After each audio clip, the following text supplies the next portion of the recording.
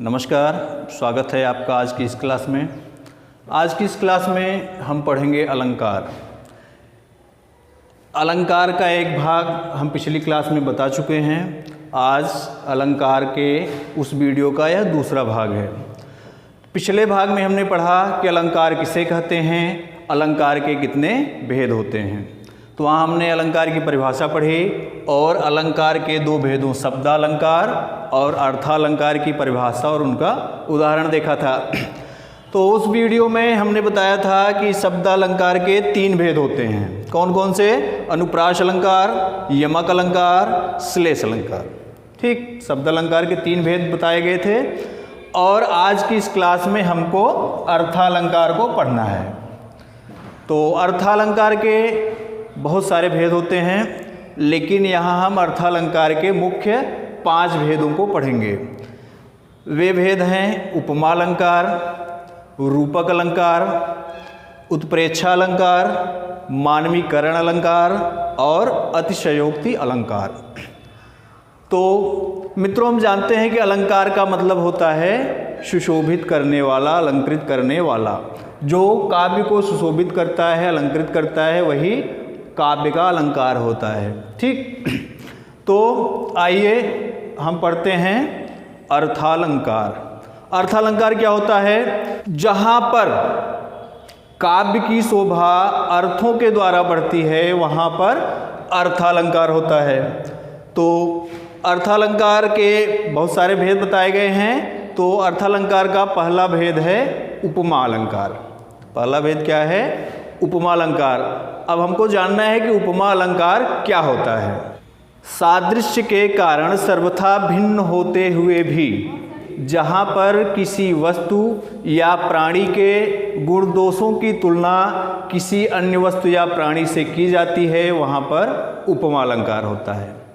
ठीक, इसको मुख्य रूप से हम कह सकते हैं कि जहाँ पर तुलना दिखाई जाती है, जहाँ तुलनात्मक अध्ययन होता है, वहाँ पर उपमा अलंकार होता है। ठीक, जहाँ दो वस्तुओं या प्राणियों में तुलना की जाती है, वहाँ उपमा अलंकार होता है। या इसको हम साहित्यिक भाषा में यह कह सकते हैं कि जहाँ पर उपमेय में उपमान का संबंध दिखाया जाता है, जहाँ उपमेय की तुलना उपमान से की जाती है, वहाँ पे उपमा अलंकार होता है। तो उपमा अलंकार के लिए हमको कुछ चीज़ें जान लेना बहुत ही आवश्यक है। कुछ चीज़ों में क्या है? पहला है उपमेय। उपमेय, उपमेय क्या होता है? जिसकी तुलना की जाती है। अब यहाँ जानना यह जरूरी है कि उपमा अलंकार होने के लिए दो वस्तुओं की आवश्यकता होती है। ठीक है, अब जैसे एग्जाम्पल ले लीजिए इसका। जैसे चाँद सा सुंदर मुख। चाँद सा सुंदर मुख। ठीक, अब देखिए यहाँ एक मुख है और एक वस्तु है चाँद, दोनों की तुलना की गई है। तो इसमें यह बताया गया है कि इसके लिए 4 चीज़ें जरूरी होती हैं। एक होता है उपमेय और दूसरा है उपमान, तीसरा है साधारण धर्म,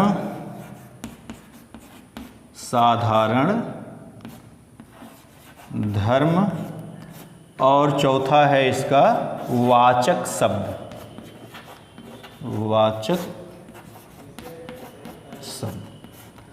अब देखिए हमारा एग्जाम्पल है चाँद सा सुंदर मुख। अब हम इसको बताएंगे कि इसमें उपमेय क्या है, उपमान क्या है, साधारण धर्म क्या है और वाचक शब्द क्या है। उपमेय क्या होता है? जिसकी तुलना की जाती है उसको उपमेय कहते हैं। जिसकी तुलना की जाए उसको उपमेय कहते हैं। उपमान क्या है? जिससे तुलना की जाती है उसको उपमान कहते हैं। मतलब जिसकी तुलना की जाती है उसको उपमेय कहते हैं और जिससे तुलना की जाती है उसको उपमान कहते हैं। यहाँ हमारा उदाहरण है चाँद सा सुंदर मुख। यहाँ पर मुख की तुलना जो है वह चाँद से की गई है, तो मुख जो है वह उपमेय है। ठीक है, क्यों? क्योंकि जिसकी तुलना की जाती है वह उपमेय होता है। यहाँ पर मुख की तुलना की गई है इसलिए मुख उपमेय है। अब मुख की तुलना किससे की गई है? चाँद से, ठीक। तो इसलिए चाँद क्या हो गया? उपमान हो गया। क्यों हो गया? क्योंकि उपमेय की तुलना जिससे की जाती है उसको उपमान कहते हैं, ठीक है। तो मुख यहाँ उपमेय था, उपमेय की तुलना चाँद से की गई इसलिए चाँद क्या हो गया? उपमान हो गया। अब देखिए साधारण धर्म। साधारण धर्म क्या होता है? साधारण धर्म वह चीज होता है कि जो दोनों में विद्यमान हो, जो गुण दोनों में विद्यमान हो। तो यहाँ चाँद और मुख दोनों का विद्यमान गुण क्या है? सुंदर होना। सुंदर जो है दोनों का विद्यमान गुण है, चाँद का भी और मुख का भी, इसलिए सुंदर जो है वह साधारण धर्म हो गया। और वाचक शब्द, कुछ वाचक शब्द होते हैं जिससे पता चलता है कि इसमें उपमा अलंकार है। यहाँ पर वाचक शब्द है सा। वाचक शब्द क्या है? सा। तो हमको पता हो गया उपमेय क्या है, उपमान क्या है, साधारण धर्म क्या है, वाचक शब्द क्या है, ठीक है। तो उदाहरण हमारा है चाँद सा सुंदर मुख। चाँद सा सुंदर मुख में मुख जो है उपमेय हो गया, चाँद जो है उपमान हो गया, सुंदर जो है साधारण धर्म हो गया और सा जो है वह वाचक शब्द हो गया, ठीक। इसमें वाचक शब्द कई सारे होते हैं, जैसे हो गया सा, सम, तुल्य, सरिस, ज्यों, ये सब उपमा अलंकार के वाचक शब्द हैं। अगर ये शब्द बीच में दिखें तो हमको जान लेना चाहिए कि वहाँ पर उपमा अलंकार है। तो आगे बढ़ते हैं हम, अगला देखते हैं रूपक अलंकार। रूपक अलंकार क्या होता है?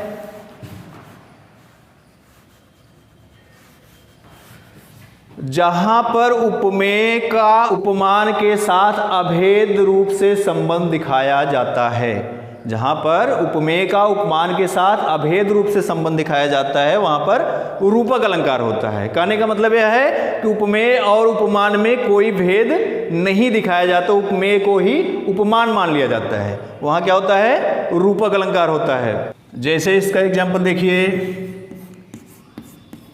मैया मैं तो चंद्र खिलौना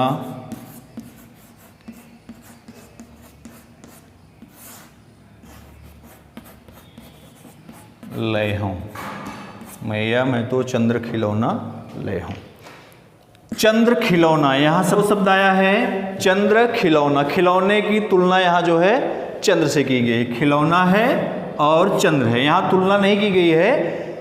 खिलौने को, चंद्रमा को ही खिलौना मान लिया गया है। यहाँ पर क्या हुआ है? चंद्रमा को ही खिलौना मान लिया गया है, ठीक है। तो जहाँ पर उपमेय को ही उपमान मान लिया जाता है वहाँ पर रूपक अलंकार होता है। तो यहाँ पर उपमेय और उपमान में कोई भेद नहीं दिखाया गया है, चंद्रमा को ही खिलौना माना गया है, इसलिए यहाँ क्या है? रूपक अलंकार है। तो अगला देखते हैं हम, अगला है हमारा उत्प्रेक्षा अलंकार। अभी तक हमने पढ़ा उपमा अलंकार। उपमा अलंकार में क्या था? जहाँ पर उपमेय और उपमान की तुलना की जाती है वहाँ पर उपमा अलंकार होता है। और अगला था रूपक अलंकार, जहाँ पर उपमेय और उपमान का अभेद रूप से वर्णन होता है, इसमें कोई भेद नहीं किया जाता है, उपमेय को ही उपमान मान लिया जाता है, वहाँ पे रूपक अलंकार होता है, ठीक है। तो रूपक अलंकार का एग्जाम्पल क्या था? मैया मैं तो चंद्र खिलौना ले हूँ। चंद्र खिलौना जो है उसमें रूपक अलंकार था। अगला है उत्प्रेक्षा अलंकार। उत्प्रेक्षा अलंकार में क्या होता है? उपमेय में ही उपमान की संभावना या कल्पना कर ली जाती है। उपमेय जो होता है उसी में ही उपमान की संभावना कर ली जाती है, तो वहाँ पर रूपक अलंकार हो जाता है। जैसे एग्जाम्पल देखिए तब समझ में आ जाएगा आपको। एग्जाम्पल क्या है? पाहुन जो आए हों गांव में शहर के, मेघ आए बड़े बन-ठन के संवर के। हमने अभी आपको बताया कि जहाँ पर उपमेय में ही उपमान की संभावना या कल्पना कर ली जाती है। अब देखिए यहाँ बताया गया है पाहुन जो आए हों गाँव में शहर के, मेघ आए बड़े बन-ठन के संवर के। तो यहाँ पे मेघ की तुलना जो है किससे की गई है? पाहुन से की गई है। एक पाहुन है वह अपने गांव जाता है। शहर का पाहुन, शहर का है दामाद अपने गांव जाता है और उसकी तुलना मेघ से की गई है। ठीक है, जो शब्द जो आया है यह दोनों की तुलना संभावना दिखा रहा है। संभावना कैसी व्यक्त की गई है कि मेघ जो है वह शहर के पाहुन के समान है। मेघ को ही पाहुन मान लिया गया है। संभावना व्यक्त की गई है कि मेघ ही पाहुन है। तो जहाँ पर उपमेय में उपमान की संभावना व्यक्त की जाती है वहाँ पर उत्प्रेक्षा अलंकार होता है। उत्प्रेक्षा अलंकार के भी कुछ वाचक शब्द होते हैं। क्या क्या होते हैं?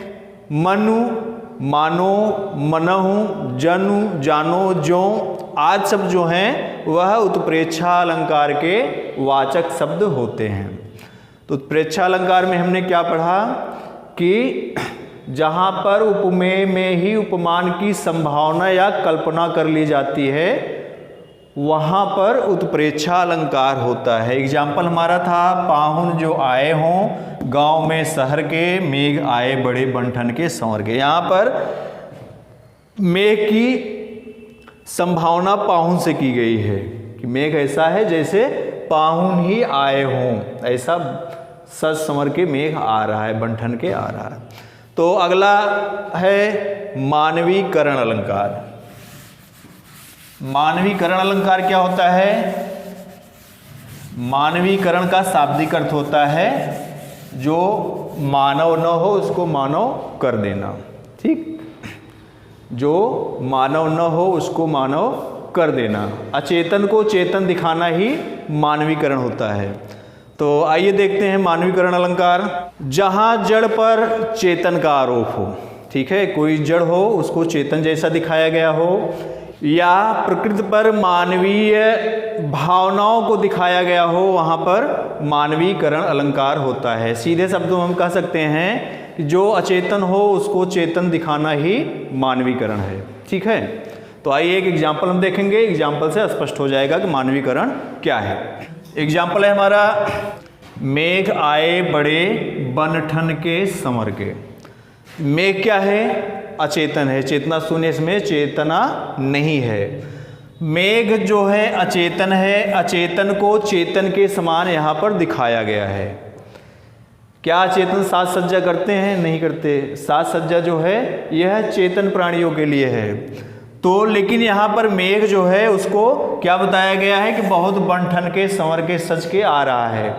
इसलिए मेघ जो है यह क्या है? मेघ का यहाँ पे मानवीकरण किया गया है। ठीक है, मेघ को मनुष्य के समान दिखाया गया है। मनुष्य की संवेदनाओं को इसके ऊपर आरोपित किया है। जैसे मनुष्य जो है सजता संवरता है वैसे ही यहाँ पर मेघ को दिखाया गया है। इसलिए यहाँ पर मेघ का जो है मानवीकरण किया गया है। इसलिए यहाँ पर क्या है? मानवीकरण अलंकार है। जहाँ पर अचेतन को चेतन जैसा दिखाया जाता है, चेतन की जो विशेषताएं हैं उसके अंदर दिखाई जाती हैं, तो वहाँ पे क्या हो जाता है?